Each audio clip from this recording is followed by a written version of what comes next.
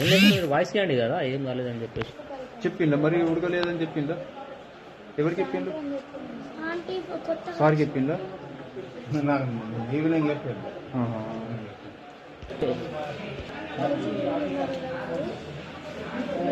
నా పేరు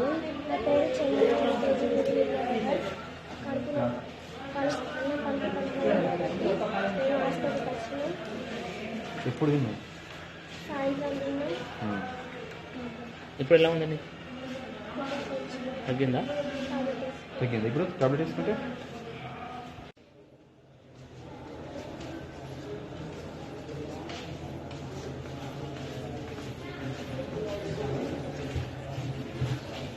అందరు కేజీ ఇయ్యరా?